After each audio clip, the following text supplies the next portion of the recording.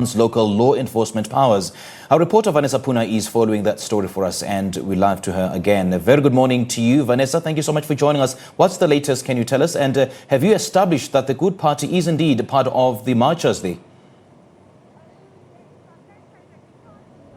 A good day to you. I can tell you that we finally managed to get ahead of this march that proceeded quite quickly down Marydale Avenue a short while ago. You asked me about the Good Party. Let me just tell you that there are a group of Good Party members that have come here, and I suppose they are contesting the DA in this matter. A DA, of course, coming to the Lentegeur police station to hand over a memorandum, and this, of course, has to do with what the DA calls the Police Minister's hijacking of local police, and I'll speak to the DA leader in just a second. I'll just repeat what I said earlier on, Sipi, where a few weeks ago in the National Council of Provinces there was that debate around the devolution of policing powers. We saw the Premier Alan Winde making representation there, and of course the Police Minister then responding to that. But let me introduce now Mr. John Steenhuisen from the Democratic Alliance. Mr. Steenhuisen, so you're taking the devolution of powers issue to the streets essentially today? Absolutely. We were sending a very clear message that Mr. Bheki Cele must keep his hands off the Cape Town Metro Police.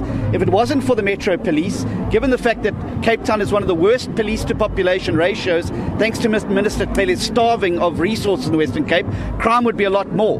We've been able to, through the province and the city, adopt a LEAP program which has reduced crime dramatically. Now Minister Cele wants to take and get his inefficient, ineffective, under-resourced hands on the Metro Police in the city of Cape Town and turn it into the same mess he's turned SABC in. And we're saying very clearly today, hands off our Metro Police. Leave our Metro Police. International best practice shows that local policing is far more effective than national. Those people wearing all that brass on their collars and shoulders at Pretoria have no idea what's going on the ground here in a place like Mitchell's Plain.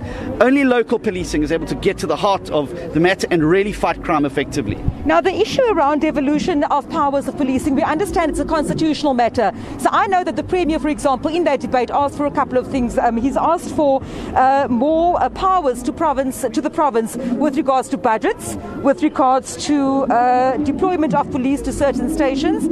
This, of course, is also what you're asking for in your memorandum, I suppose, which you'll be handing over to the Lentegeur police station just now. It's exactly that. It's about making sure that the Western Cape and the city of Cape Town gets its fair deal out of the policing budget.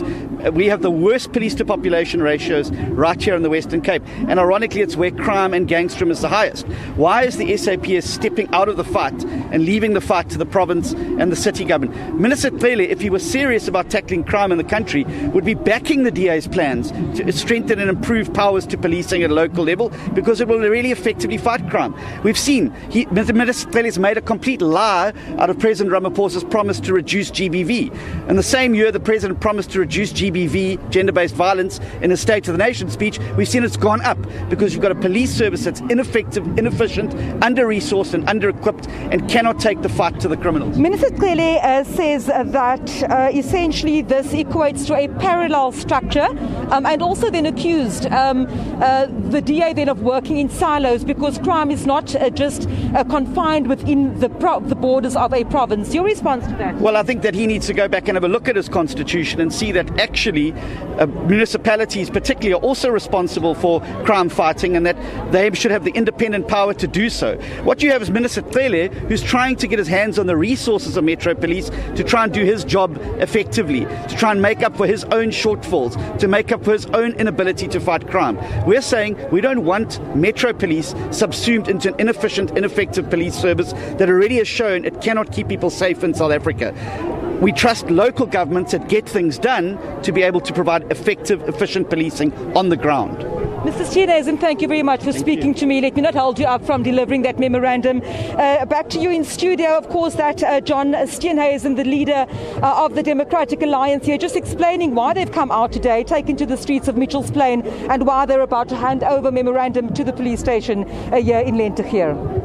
All right, Vanessa, great chatting to you. Thank you so much for that update. Vanessa Poonah there is in Mitchell's Plain in the Western Cape, wherein And the Democratic Alliance has staged a march, essentially calling the Police Minister Bheki Cele to back off. In his exact words, Bheki Cele needs to get his inefficient and ineffective and under-resourced hands off the Cape Town Metro. All right, let's now